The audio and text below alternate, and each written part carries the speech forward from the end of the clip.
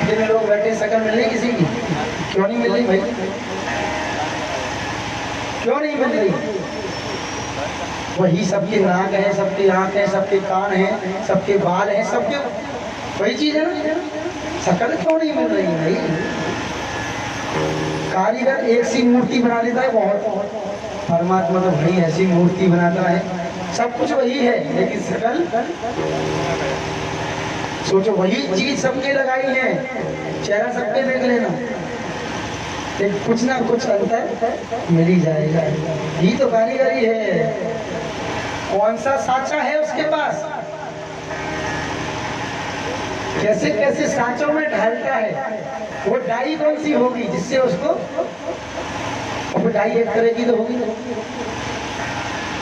इन्हीं चीजों से परमात्मा की पहचान कर लेना प्यारे कि ठाकुर है। तो यदि तुमने जिस दिन ये मान लिया ना कि नहीं वो है, सारे कष्ट दूर कर देगा तुम्हारे।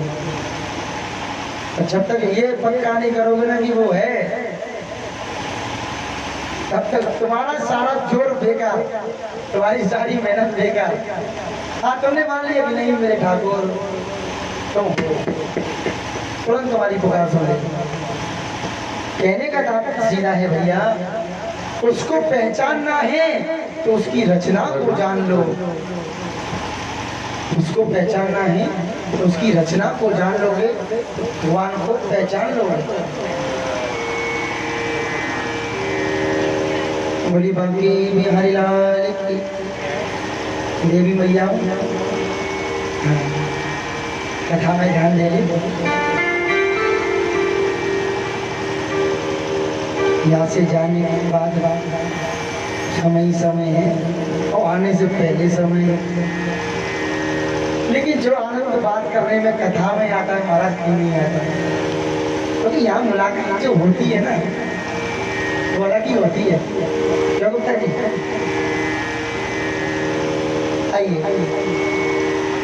चलते हैं कथा की।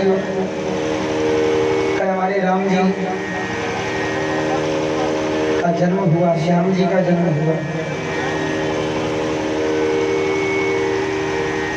महाराज दशरथ के आंगन में 4 पुत्रों का जन्म है। जिसके संतान नहीं थी उसके यहाँ 4 पुत्र हो ना, जबकि दशरथ के तो संतान हो ही नहीं सकती, क्योंकि रावण ने ऐसा विधान बना दिया था। महाराज दशरथ कितना भी कोशिश कर ले फिर भी दशरथ की संतान नहीं हो सकती थी। संतान के कारण ही उन्होंने 3 विवाह कर लिए। भैया एक बात ध्यान रखना हमेशा,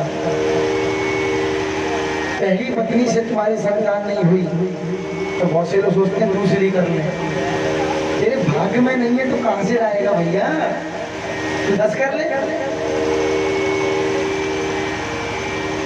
तेरे भाग्य में तो होना चाहिए। वही महाराज दशरथ के साथ हुआ। महाराज दशरथ दरबार में विराजमान थे, समस्त मंत्रियों से मंत्रणा कर रहे थे। और मैंने कल आपको एक बात बताई, जब तक कोई बात आपसे कितने भी लोग कह रहे हैं, कितने भी लोग उसी बात को कह रहे हैं, आप नहीं समझोगे कब तक? जब तक वो आपके लग नहीं जाए। और जिस दिन बात लग गई ना सब समझ में आ जाए।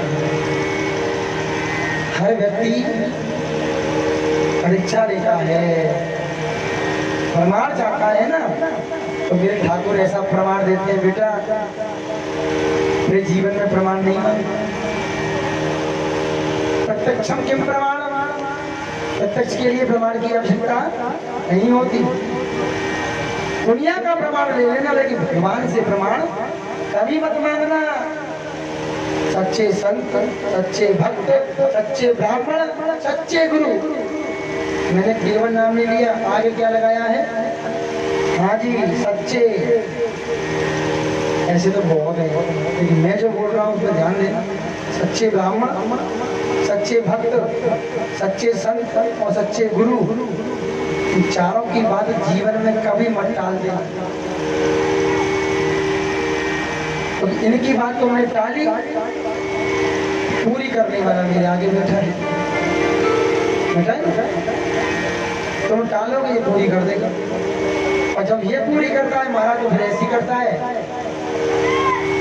कि आदमी समझ जाता है गलती तो हुई है, लेकिन आदमी सुधर जाता है ठोकर खाने के बाद। ठोकर खाने से पहले समझ जाए उसी का नाम इंसान है, और ठोकर खा के समझा तो फिर क्या समझा भाई। लेकिन भगवान कहता चलो कोई बात नहीं, संभल तो गया, कैसे भी संभला लेकिन संभल गया। महाराज दशरथ दरबार में बैठे हैं, समस्त मंत्रियों से मंत्रणा चल रही थी, नाना प्रकार के सबको उपदेश कर रहे थे, लेकिन महाराज दशरथ को ऐसा प्रतीत हो रहा था कि आज कुछ मुकुट टेढ़ा लग रहा है। महाराज दशरथ ने दर्पण मंगाया, दर्पण जानते हैं आईना, आज की भाषा में बोलते शीशा। दर्पण मंगा करके जैसे महाराज ने देखा, मुकुट को बराबर करने लगे, दृष्टि बड़ी है,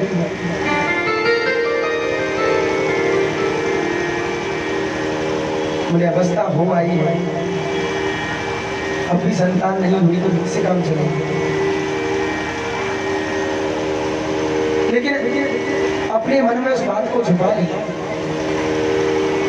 अवस्था तो हो ही गई है, बहुत लोग बूढ़े हो जाते हैं लेकिन संतान नहीं होती, लेकिन उनको अकल नहीं आती है, संतान घर में नहीं हो रही है। वो सच्चे गुरुओं के पास, सच्चे ब्राह्मण, सच्चे संतों के पास नहीं जाएंगे, वो कहाँ जाएंगे? तांत्रिकों के पास। हाँ जी, जो ठगिया बैठे ना अपनी दुकान खोल करके, ऐसे लोग वहीं जाते हैं। सच्चा लोग इसके पास आ जाता है, और तुम इसके पास एक बार आ गए ना, तुम्हारा पैसा बचेगा, समय बचेगा, मान सम्मान बचेगा, और तुम्हारा वंश बचेगा। और तुम भूत प्रेत के ना करने वाले पैसा लेंगे, समय लेंगे, सम्मान ले लेंगे, तुम्हारा वंश भी नहीं चलने देंगे। कहते ना भूत को पूज कपूत कहा है। ये लोग काय की पूजा करते हैं? भूतों की करते हैं, भगवान की करते हैं? तांत्रिक किसकी पूजा करते हैं? भूतों करते हैं। अब उसका पुत्र यदि हो गया इसी कारण तो क्या होगा? प्रहलाद होगा, ध्रुव होगा, कौन होगा? कंस ही निकल सकता है भैया, ध्रुव प्रहलाद तो होने से नहीं। अगर उसके द्वारा संतान मिलेगी तो वो आपका कल्याण कर देगी, फिर तो पैर दबाएगी सुबह सुबह, आपके पिताजी पानी लीजिए, सुबह प्रणाम करेगी, चरणों में मस्तक रखकर, ऐसी होगी? ऐसी होगी? बहुत लोगों की संतान नहीं हो रही है, खूब माथा पटक लिया है, लेकिन अभी भी अकल नहीं आ रही, अभी भी अकल नहीं आ रही। बेटा अभी भी समय है, सुधर जाओ। उसकी लाठी खड़ गई ना, कमर तोड़ देगा, ऐसी तोड़ेगा बेटा, बेड में पड़े रहोगे, और पड़ोसी भी पूछने नहीं आएंगे कि क्या तुम्हारी हालत है, सड़ के मर जाता है सब। जो भगवान की कथा में आकर के विघ्न डालने की कोशिश करता है ना, उसको ठाकुर जी छोड़ता नहीं करा। ध्यान रखना, कोई भी हो जाए, मतलब किसी से नहीं। मैंने शुरू में बता दिया था, टेढ़ा है, काम टेढ़े करता है। ये सीधा किसके लिए? भक्तों के लिए, और दुष्टों के लिए बहुत टेढ़ा है।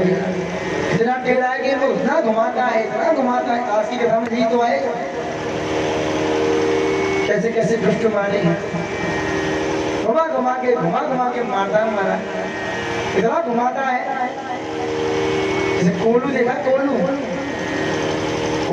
चक्र समान जग, संसार क्या है? कोलू के समान। कोलू का चक्र देखा है? हाँ जी, घूमता ही रहता है। उसी प्रकार संसार है। कैसे? कोलू चक्र समान जग। वो कोलू क्या करता है? सरसों धानी पेड़, सरसों और धान उसमें पेरते हैं तो निकलता है ना। लेकिन भगवान का कोलू कौन सा है?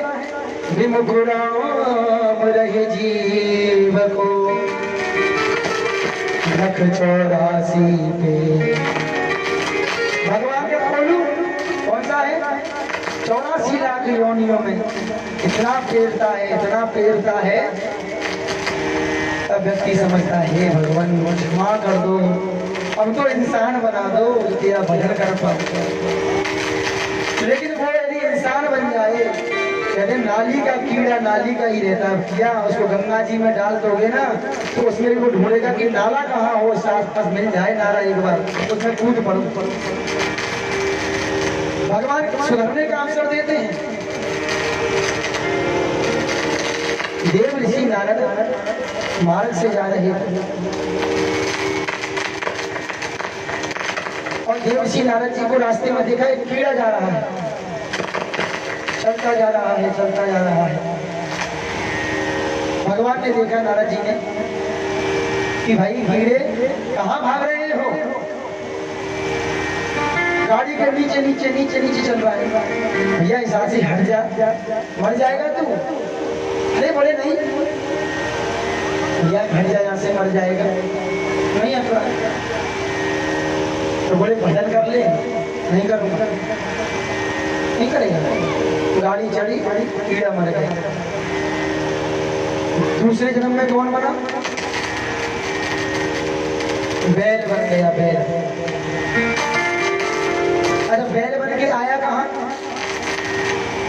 जिस नाली में वो रेंग रहा था, वो नाली कौन सी थी मालूम, उसी के घर की नाली जिसमें वो कीड़ा बना हुआ था। क्यों, परिवार में इतना आसक्त रहा कि भजन नहीं किया, बूढ़ा हो गया, लेकिन पूरा जीवन बच्चों में निकाल दिया, भजन नहीं किया।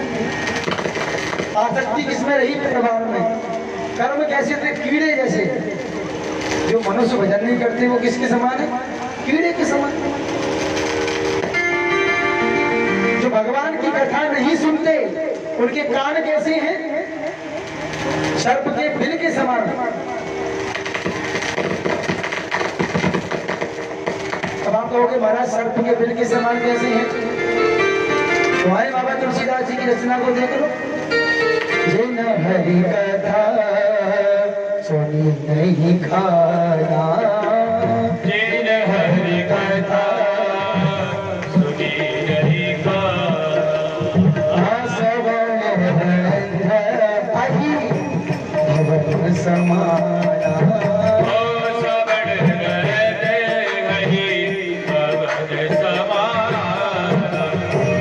जानते हो आई किससे कहते हैं, आई माने और आई का भवन कौन सा होता है, क्या ताज होटल में रहता है सर, बिल में रहता है, आई भवन समान। बताइए मैं झूठ बोल रहा हूँ या बाबा तुलसीदास जी, दोनों में से एक तो झूठा हो सकता नहीं है, दोनों ठीक है ना, पास, चलो पास हो गए। तो कहने का तात्पर्य क्या है, जो कथा श्रवण भगवान की नहीं करती उनके कान कैसे हैं, अही भवन समान।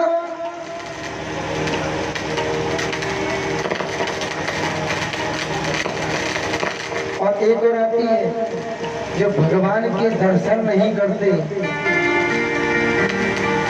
उनकी श्री विग्रह की श्रृंगार को देखकर, उनके श्री विग्रह को देख करके ठाकुर जी के प्रेम में जिनके अश्रुपात नहीं होते, वो कैसे हैं कि लोचन मोर पंख करने।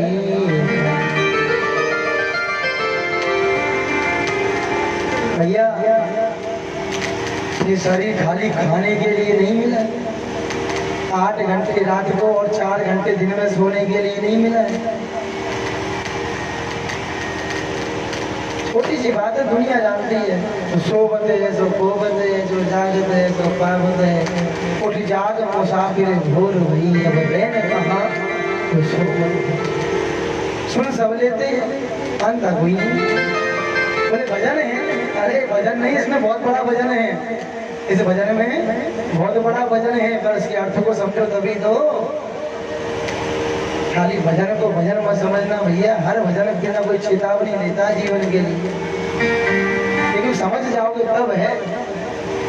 कहने का अभिप्राय सीधा है, महाराज दशरथ के साथ ऐसा क्यों हुआ मालूम, हर व्यक्ति का कर्म बिगड़ता है। तभी तो संतान नहीं होती। एक बात बोल दूं, बुरा मत मानो।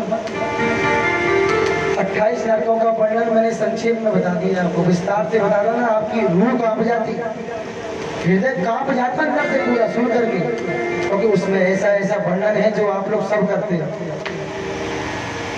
इसलिए मैंने सोचा कि भैया ठाकुर जी के भक्त ठाकुर जी कथा में आकर के बैठ गए हैं, उनको नरकों से तो ठाकुर जी दूर करें। अच्छा, नरक कौन कौन जाना है, हाथ उठा के बताओ। नरक कौन कौन जाना चाहता है? कोई नहीं जाएगा। अच्छा, स्वर्ग कौन कौन जाएगा? स्वर्ग भी नहीं जाना, स्वर्ग नहीं जाना, नरक भी नहीं जाना।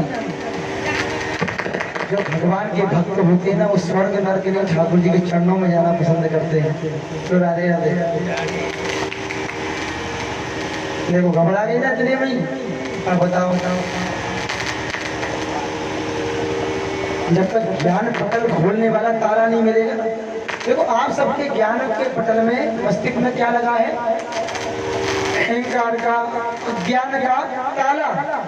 जब तक गुरु रूपी चाबी अच्छी नहीं लगेगी, उसमें कोई गुरु रूपी चाबी से वो ताला नहीं खोलेगा, तो मैं ज्ञान जिंदगी में नहीं होगा भैया, जीवन में ज्ञान नहीं होगा। लेकिन वो चाबी अच्छी होनी चाहिए, ओरिजिनल चाबी। लोकल, हाँ लोकल तो टूट जाएगी भैया, वो खुद टूट जाएगी, तुम्हें भी तो ताला भी बेकार कर देगी। कोई तो ब्रह्मांड खुलता है। कहने का अभिप्राय सीधा है, जब कर्म बिगड़ता है ना, तब ऐसा होता है। और सी माता ऐसी है कि बच्चे ही ऊपर कितना उपाय कर लेती है। अब जो हमने प्रमाण कल बताया था ना आपको, बच्चा संडे को यहाँ आएगा, उसी से पूछ लेना, अपने आप चुपचाप बैठ करके सारी बात बता देना। क्योंकि जब सारे दरवाजे बंद होते हैं तो इसका दरवाजा हमेशा खुला रहता है। एक बहुत पुराना गाना है, आपने सुना होगा, फिल्मी गाना है, लेकिन उस फिल्मी गाने को यदि ठाकुर जी के लिए हम गाएं तो भाव बदल जाएगा। जब कोई तुम्हारा हृदय तोड़ दे, कहते ना, है फिल्मी गाना, लेकिन भाव यदि भगवान के लिए बदल दो तो भगवान कहते तड़पता हुआ तुम्हें छोड़ दे, तब भी तुम मेरे पास आना, मेरा घर खुला है, खुला ही रहेगा तुम्हारे लिए। ऐसी बात नहीं, कुछ गाने भी हमें संकेत करते हैं, लेकिन हमारी दृष्टि का, हमारी समझ का भेद हो जाता है बस। उसने किसी और के लिए गाया, तुमने यदि इसके लिए गा दिया तो भाव बदल गया ना। गाना वही था, भाव बदल गया। हमें यही तो करना है, संसार वही है, परिवार वही है, लेकिन उसमें रहने का तरीका ही तो हमें बदलना है। इसीलिए कहा है आदमी को सुधारना है तो आदमी को मत सुधारो, अरे सुधारना है तो उसकी समझ को सुधार दो, आदमी अपने आप सुधर जाएगा। समझ बदल दो, अपने आप बिल्कुल अपने आप सुधर जाएगा, वो कुछ नहीं होगा। महाराज दशरथ बड़े परेशान हैं, पुत्र नहीं है। एक बार भूपति मन मान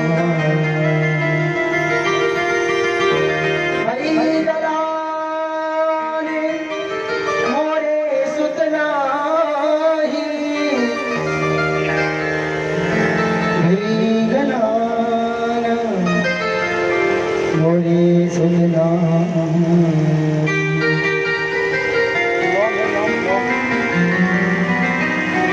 गिलानी है ना, मैंने क्या कहा है, जब तक बात लगेगी नहीं ना तब तक समझ में। महाराज दशरथ के 3 विवाह हो गए, इतने बूढ़े हो आए, क्या इतने जीवन में गिलानी नहीं हुई उनको कभी जिंदगी में? नहीं हुई। बाबा तुलसीदास ने एक बार ही क्यों लिख दिया? इससे पहले गिलानी नहीं हुई। मैंने कहा ठोकर लगती तब होता है सब कुछ, गिलानी कब हुई? जब उस चीज का, उस वस्तु का अभाव जब खला जीवन में, उस वस्तु का अभाव जीवन में खला, तब जाकर के गिलानी हृदय में हुई। मैंने बताया था ना, पहला सुख क्या है जीवन में? निरोगी काया। अच्छा, कौन कौन चाहता है उसके जीवन में, शरीर में सारे रोग घुस जाए? चाहते हो? चाहते हो? चलो ठाकुर जी से पूछ ले, कोई नहीं चाहता। सब चाहते हैं महाराज जी, सारे रोग जिंदगी में आए नहीं। यदि शरीर में किसी के रोग नहीं होता ना तो हर आदमी अरबपति होता। होता नहीं होता। डॉक्टर ने खोल सीख करके छोटा सा क्लिनिक खोला था। 10-20 लाख उसने खर्च किए होंगे, पढ़ाई कमाए कितने। बोले आज मेरा इसके सबसे बड़े हॉस्पिटल के मालिक बन गए। क्या किया उन्होंने, कहां से कमाया, आपके घर से लिया, आपकी बीमारी ने दिया। ये बीमारी नहीं होती तो पैसा उसको देते। यदि वो पैसा आपके पास होता तो आज आपका होता ना नाम इतना। यही तो बात है। कोई नहीं चाहता शरीर में रोग हो, हर व्यक्ति चाहता है मेरी काया बिल्कुल निरोगी हो, कोई शरीर में रोग ना हो। ये संसार का सबसे बड़ा पहला सुख है जीवन का। और दूसरा सुख क्या है, घर में हो माया, तिजोरी में गड्डियां भरी की भरी हो, कुछ बेड के अंदर डुबकी हो इमरजेंसी के लिए, कुछ लोग तकिए में भर लेते महाराज। हाँ, इसको कहते हैं ब्लैक मनी। बड़े बड़े मोदी जी धन है आपके लिए, कहाँ कहाँ से ढूंढ ढूंढ के निकाला है। ऐसे व्यक्ति यदि भारत में सारे हो गए ना महाराज, भारत विश्व गुरु बन जाएगा, बन जाएगा। संत है, कोई साधारण नहीं है वो, नेता मत समझना, ये मूर्ता हो जाएगा। तपस्या की है उस जीवन में। मैंने क्या कहा, तपस्या, जिस व्यक्ति ने तप किया है, भजन किया है, गुरु के चरणों में मस्तक रखा है, उस व्यक्ति का प्रभाव पूरे विश्व में दिखाई देता है। अकेला समझ लो, एक पांडव और सामने सब कौरव। विजय किसकी हुई, दो ही खड़े, एक अर्जुन है एक कृष्णमान, और बाकी सब। विजय उसी की होगी जो सबसे पर चल रहा है। जिसने भजन किया है ना, मैंने क्या कहा, जिसने भजन किया है उसके चेहरे पे चमक, आंखों में चमक, चेहरे पे तेज और बाड़ी में वजन आ जाता है। जो बोल दिया ना, लोगों के हृदय में उतर जाता है सीधा। भजन करना पड़ता है। जितना रगड़ करोगे ना, उतना ही जीवन में प्रभाव आएगा। क्योंकि सोना जितना रगड़ता है उतना ही चमकता है। और दूसरा सुख कौन सा है, सब चाहते हैं, कोई नहीं छोड़ना चाहता भैया इसको। माया सबको चाहिए, क्योंकि माया को सब जग भजे। और भैया लाला लोग जो होते हैं ना, वो तो लक्ष्मी के बेटे हैं। मैया इनमें तो कृपा पहले करेगी, बेटा बेटी है ना। तो लाला लोग हमेशा भैया रहते हैं ना। अब वो भैया कहते ना कि ज्यादा ही वो लक्ष्मी रुष्ट हो जाए आपके किसी अपराध के कारण, तब वो रूठती है। नहीं तो इनके घर में तो बिल्कुल अखंड बैठी है। ब्राह्मणों के तो भैया घर में लक्ष्मी नहीं बैठती, ब्राह्मणों के तो चरणों में माता लक्ष्मी का निवास है। कहाँ है, चरणों में। हर व्यक्ति चाहता है मेरे पास धन हो, लेकिन सबको मिलता है। पूरी जीवन निकल जाता है, सुबह जाते हैं 10 बजे आते हैं, फिर भी नहीं हो पा रहा गुजारा। तीसरा सुख क्या है, हर व्यक्ति चाहता है कि मेरी पत्नी सुलक्षणा हो, मेरे अनुकूल चलने वाली हो, प्रतिकूल। अरे तुम चाहती है तुम्हारी बहू ऐसी है जो दिन भर तुमसे लड़े, धुआंधार इतना लड़े पूरा मोहल्ला देखे। कौन कौन चाहता बता दो, मैं ठाकुर से निवेदन कर दूं। चाहती हो क्यों, ठीक है। ये संसार का तीसरा सुख है, सुलक्षणा नारी। सब चाहते हैं, लेकिन हर किसी को मिलता है ऐसा? मिल गया ना, बहुत भाग्य समझ लेना कि तुम्हें संसार में एक सुख तो मिल गया कम से कम। और चौथा सुख, सुख आज्ञाकारी। पहली बात तो संसार में पुत्र मिल जाए बहुत बड़ा भाग्य समझना, और पुत्री मिल जाए तो सौभाग्य समझना, क्योंकि पुत्र होता है भाग्य से और पुत्री होती है सौभाग्य से। बताइए भाग्य बनाए कि सौभाग्य? अब ये उनको कौन समझाए जो की आते हैं छोटी बच्ची को, उन मूर्खों को कौन समझाएगा जो ऐसा कर्म करते हैं ना, गर्भ विवाह गिरा देना, अबॉर्शन आजकल करा देना। उन्हीं लोगों के अगले जन्म में बच्चे नहीं होते। इस जन्म में भगवान ने दिया, तुमने उसका सम्मान नहीं किया, गर्भ में मरवा देते हैं बच्चे को, तो उसका क्या दोस्त है? गलती तुम करते हो, बच्चे का दोस्त है? बताइए, उसे कुछ बिगाड़ा था? उसको लाने वाले तुम, फिर मारते क्यों? गलती तुम करो, बच्चे को ठाकुर जी दे रहा है तो तुमने सम्मान नहीं किया उसका, और जब अगला जन्म होता है ना तुम्हारा तो कितना ही माथा रगड़ लेना, मर जाना।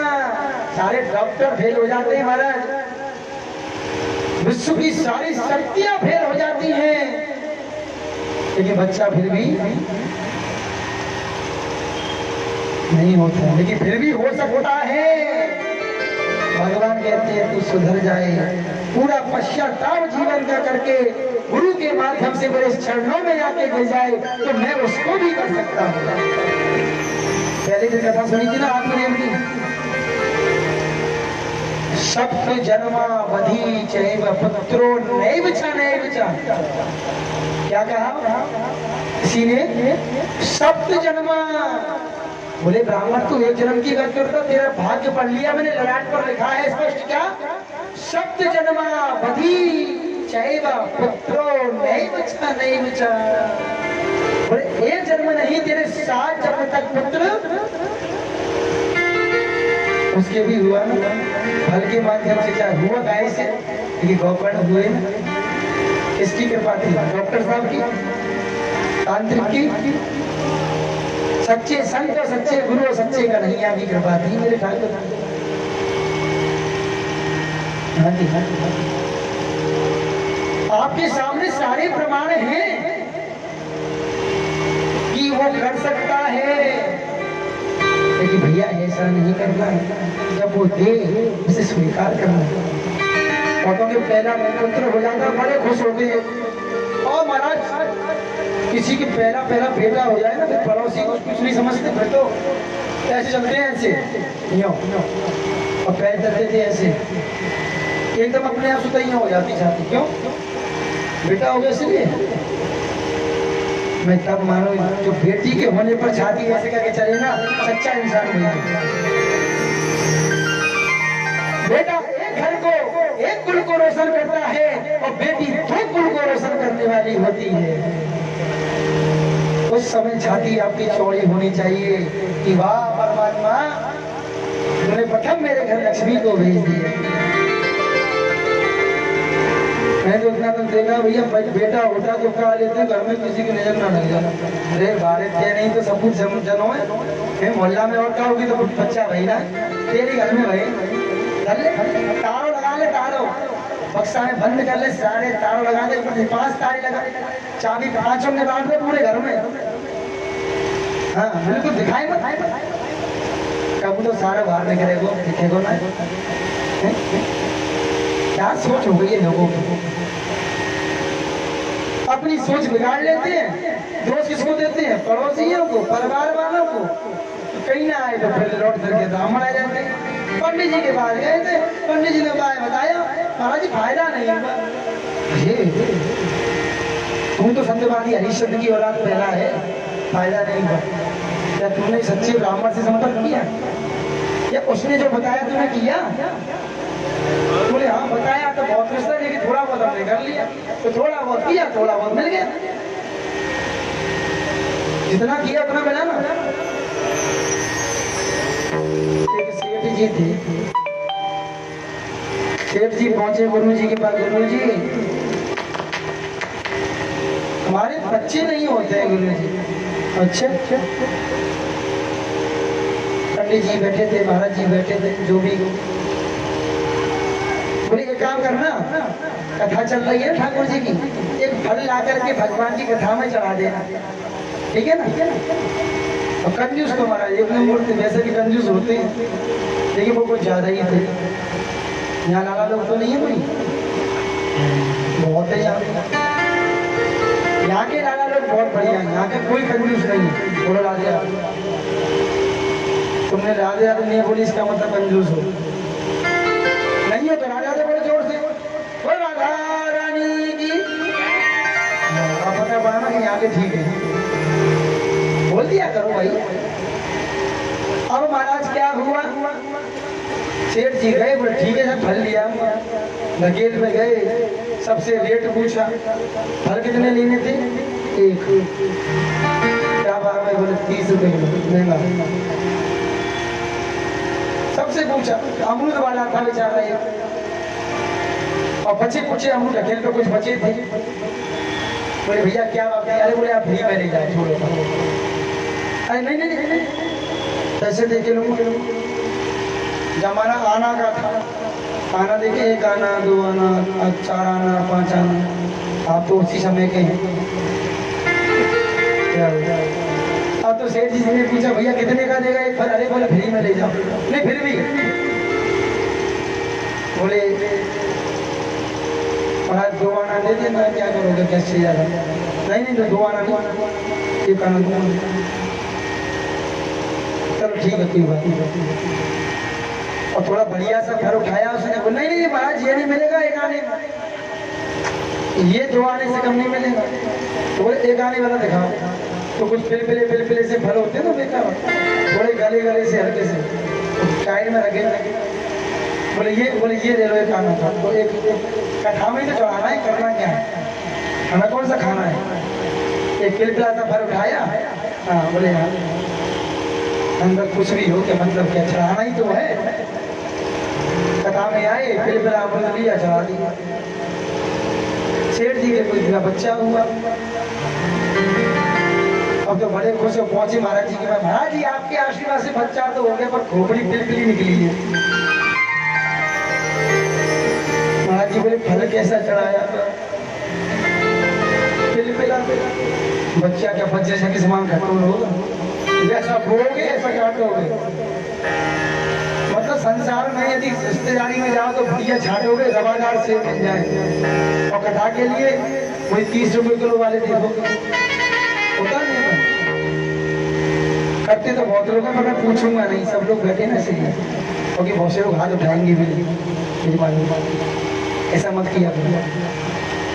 अपने घर वालों के लिए भले तो 30 वाले ले जाना, लेकिन कथा में ठाकुर जी के लिए कभी भी जाओ तो बढ़िया लेके जाना,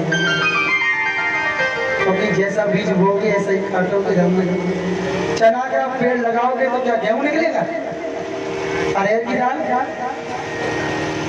कुछ तो निकलेगा, चना ही निकलेगा। बोए पेड़ बबूल का तो आम कहाँ से पाए। पेड़ लगाए हैं घर के पास, काटे के बोले महाराज जी आम नहीं आए इस पे। अच्छा आएगा, कभी तो आएगा, लगा बबूल में पानी डाल के बाद आम आएगा, जरूर आएगा। कहने का तात्पर्य सीधा भैया, भगवान के लिए छल नहीं, छल संसार में चल जाएगा। इसके सामने छल करोगे, झूठ बोलोगे, इसकी परीक्षा लोगे तो महाराज ऐसी मार मारेगा, उसे आ भी नहीं निकलेगी, निकलने नहीं देता वो, ऐसी चोट लगाता है। कहने का अभिप्राय दशरथ के पुत्र नहीं था। चौथा सुख शुद्ध आज्ञाकारी, हर किसी को मिलता है, मिलता है ऐसा जो आपकी आज्ञा माने, तो नहीं मिलता। इसमें बेटे का दोस्त है हमारा ही है।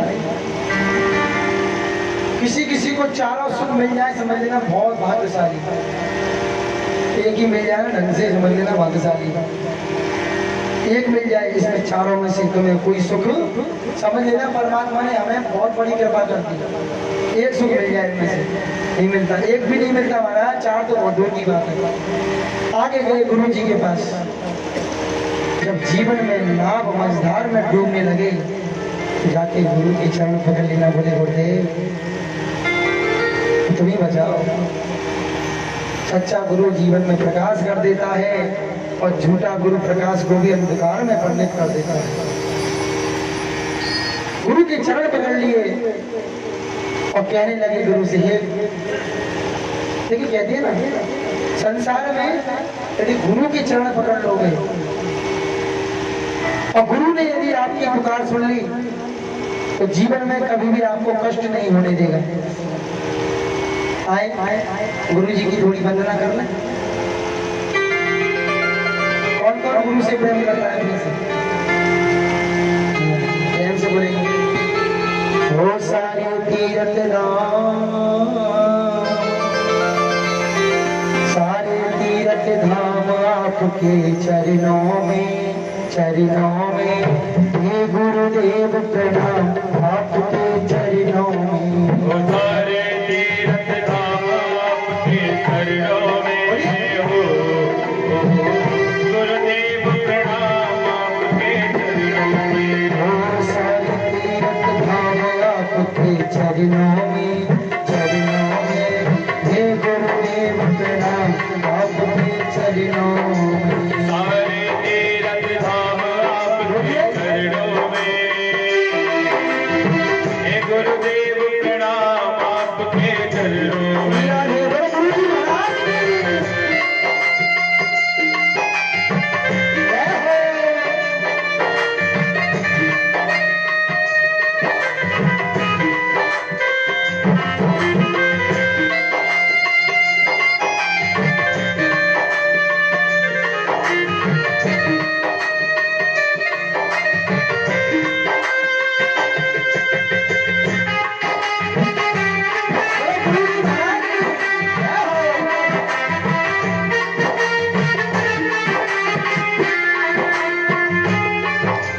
हृदय में मां गौर लक्ष्मी कंठ शारदा माता है, कंठ शारदा माता है, कंठ शारदा माता है। वो जो भी मुख से वचन कहे वो वचन सिद्ध हो जाता है, वचन सिद्ध हो जाता है, वचन सिद्ध हो जाता है। हाँ हाँ गुरु ब्रह्मा गुरु विष्णु हे गुरु ब्रह्मा हे गुरु विष्णु हे शंकर भगवान आपके चरणों में, हे गुरुदेव प्रणाम आपके चरणों में। सारे तीरथ धाम आपके चरणों में, हे गुरुदेव प्रणाम आपके चरणों में।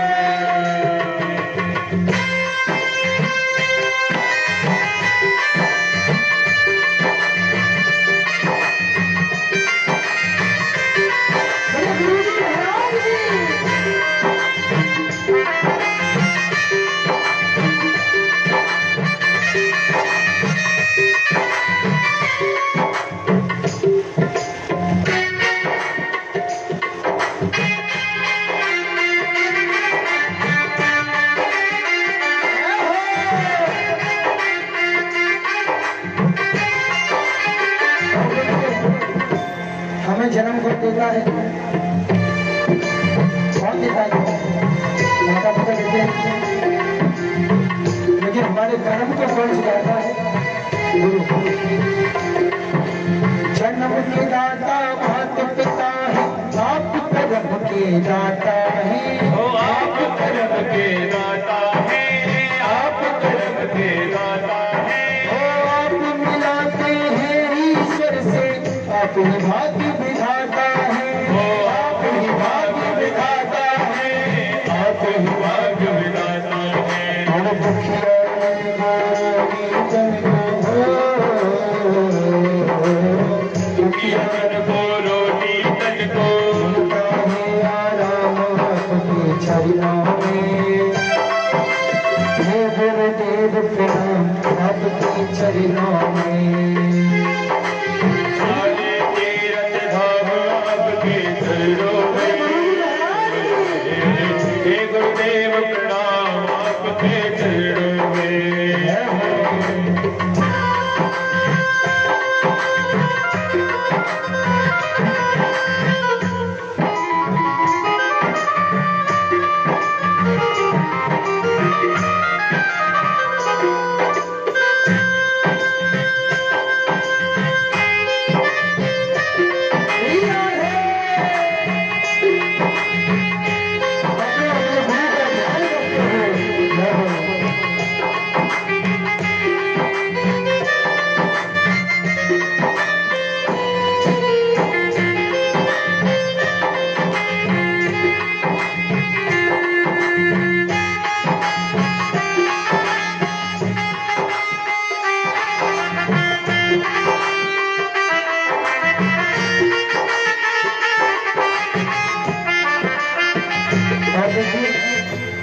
चाहे तो आपके जीवन में प्रकाश कर सकता है।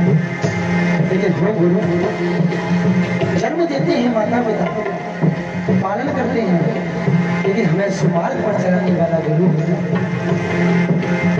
व्यक्ति गरीब हो अमीर हो इससे कोई तात्पर्य नहीं, निर्बल हो उससे कोई तात्पर्य नहीं। वो चाहे तो निर्बल को भी बलवान कर सकता है। निर्बल को बलवान बनाते मूर्ख को गुणवान प्रभु, मूर्ख को गुणवान प्रभु, मूर्ख को गुणवान प्रभु। और क्रोध कमल और वंशी ज्ञान का वो वरदान प्रभु, ज्ञान का वो वरदान प्रभु, ज्ञान का वो वरदान प्रभु। हे महादानी हे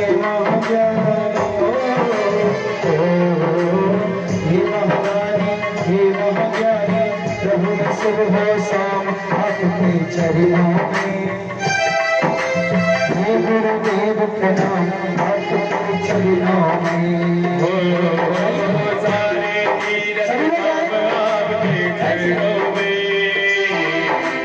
हे गुरुदेव प्रणाम आपके चरणों में।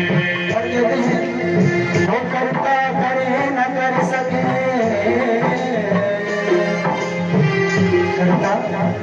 आप चाहे कितना भी कुछ नहीं कर सकते, करता करे न कर सके पर गुरु किए सब होए। सात दीप नौ खंड में गुरु से बड़ा मैं सात समुद्र की मसीह करूं। मसीह जानते हो? हाँ जी, जब देखो संत सब जानते हैं। सात समुद्रों की शाही बना लो कि भगवान भी कहते हैं महाराज ठाकुर स्वयं गुरु के चरणों में प्रणाम करते हैं। प्रातः काल उठ गए रघुनाथा मात पिता गुरु प्रमाण सहित ऐसे बताइए। जब ठाकुर गुरु के चरणों में झुक सकता है तो आप किस अकड़ में खड़े हैं?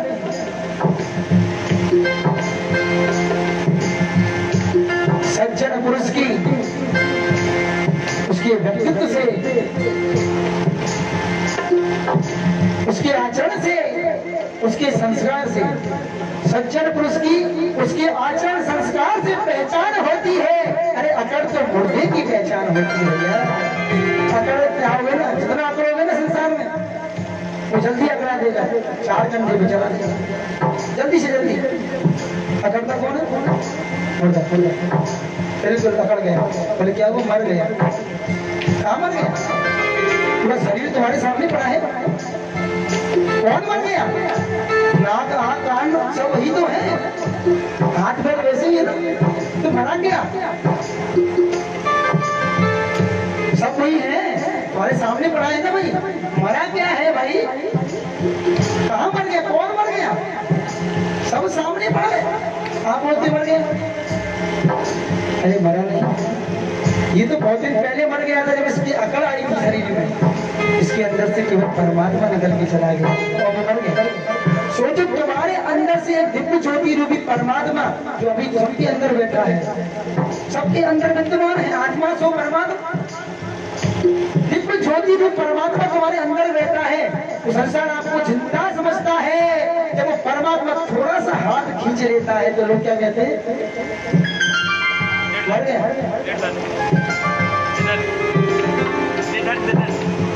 इसको कहते हैं निधन हो गया। इसलिए कहते हैं मैं सात समुद्र की मसीह करूं, लेकिन लेखनी सब बदराए। बदराए कर समझते हो? हाँ जी, लेखनी धुंधली हो जाएगी, धुंधली, फिर भी साफ नहीं लिख पाओगे। सात समुद्र की स्याही से सात समुद्र की मसीह करूं,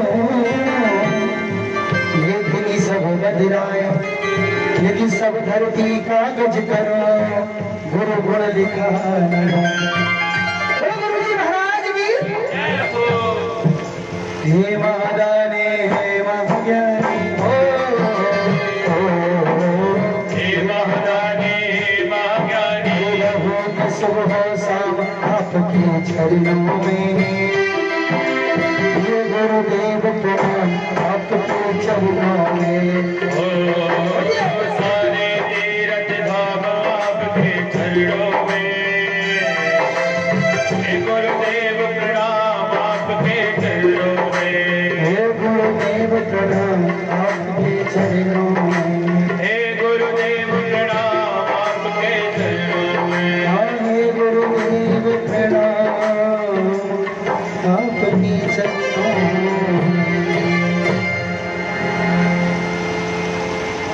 बड़े गुरुजी महाराज की।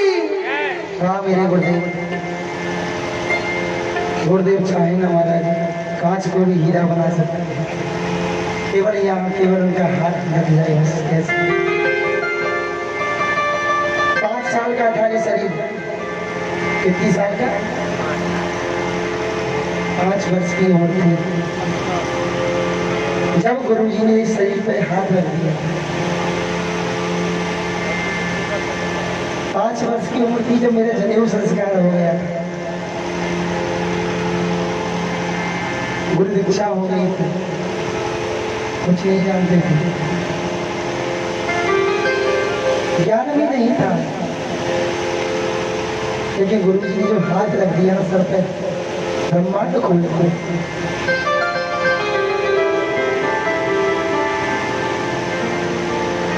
हमारे पिताजी माताजी से एक बात कही थी हमारे गुरु जी ने, आज भी कभी जब घर में चर्चा चल जाती है तो इस बात को छेड़ देते हैं। 5 साल की उम्र थी, कहते हैं गुरु सच्चा होना चाहिए, आपका भाग्य पढ़ लेता है। 5 साल का था मैं जब, तो गुरु जी ने सर पे हाथ रख के दीक्षा देके कहा था कि ये कथावाचक बने। कुछ सोचा नहीं था जीवन में, ऐसा कभी नहीं सोचा था जीवन में। हमें पता नहीं होता हमारा बच्चा क्या करेगा जीवन में, पता होता है, उन्होंने कह दिया बस अति उम्र। और चमत्कार देखो, 3 साल बाद 8 साल की उम्र में कथावाचक बन गया। 8 साल की उम्र में पहली कथा की थी मैंने, और मेरे गुरु जी के आश्रम पे ही हुई थी। पहले जजमान गुरु जी बने थे, कौन बने थे? ये होती है गुरु। आगे तो फिर बड़े बड़े संतों का, गुरुओं का, माता पिता का सबका आशीर्वाद मिला। गुरु चाहे ना कुछ भी कर देंगे जीवन में, आपके जीवन को बिल्कुल बदल के रख देंगे भैया। लेकिन श्रद्धा होनी चाहिए आपकी गुरु के प्रति। महाराज दशरथ ने क्या किया? सब कुछ करके देख लिया, तो कुछ नहीं हुआ तो अंत में कहाँ पहुंचे?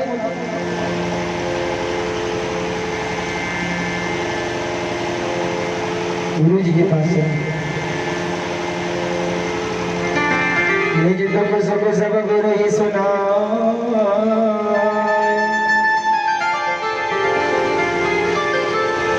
और गुरु जी के पास जाकर किया क्या? केवल दुख नहीं सुनाया। आजकल तो गुरु जी के पास केवल दुख लेके पहुंच जाते हैं, गुरु जी ये दिक्कत है, वो दिक्कत। महाराज दशरथ ने क्या सुनाया? हाँ, मानस की चौपाई अभी मैंने बोल दी, क्या सुनाया था?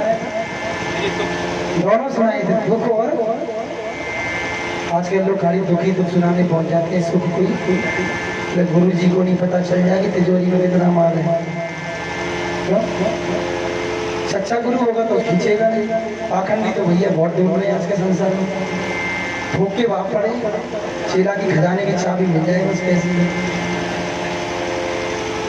आश्रम बनाना है, आश्रम के लिए 4 लाख दे रहा है, खींच दिए तो पकड़ के निचोड़ के फेंक देते हैं शिष्य को बिल्कुल। ऐसे पाखंडी गुरु पड़े हैं। एक बात बोलो, गुरुओं को सीमा में रहना चाहिए अपनी। सबकी सीमा बनी है, रस्तों की सीमा बनी है सबकी। मैंने ऐसे ऐसे लोगों को देखा है जो बड़े बड़े दिक्कत वाले बैठे हैं। गुरुओं को सीमा में रहना चाहिए, सीमा के साथ नहीं रहना चाहिए। समझिए ना क्या कहना चाहता हूँ? सीमा में रहो, सीमा के साथ। आजकल ज्यादातर गुरु सीमा के साथ ही रहते हैं। मतलब हर गुरुओं के पास देखो चेलियां बनी पड़ी हैं। मतलब वैसे दीक्षा वाली शिष्य अलग होते हैं, तो जो आश्रम में अपना भेष पहना दिया, बोले 10 भगवा वाली इधर बैठी हैं और 10 भगवा वाली इधर बैठी हैं, बीच में गुरु जी बैठी है। शिष्य बनाओ उनको, अब उनके घर तक ही सीमित रहने दो। ऐसा नहीं अपने संग ले ले डोल रहे हो, नाचल लगे माचल वाचल, 10 इधर चेलियां आश्रम में, 10 इधर चेलियां आश्रम में, क्या करना है? यही करना था तो फिर ये भेज के बनाए नहीं।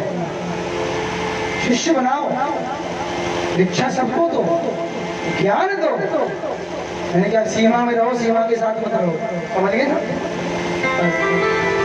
पर आजकल हमारा कुछ हो, लेकिन एक बार बोलूं, तो सीमा में रहते ना उनको कोई नहीं पहचान पाता, जो सीमा के साथ रहते वहां लोग लाखों लुटा देते। यानी कि जो गुरु ऐसे कर रहे हैं ना, घेर के 10-10, 20-20 इधर उधर, वहाँ लाख करोड़ों चल रहे आगे कहने के नाम पर है, कुछ नहीं आएगा कहने समझ। यहाँ पुत्र मिल गए, आगे राम जी के साथ क्या हुआ सब जानते हैं। विवाह हुआ, वनवास हुआ, तो राम कथा होगी सब विस्तार से सुने। एक बार जोर से बोलो, बोलो राधा रानी की जय हो। कल की कथा में प्रवेश करेंगे।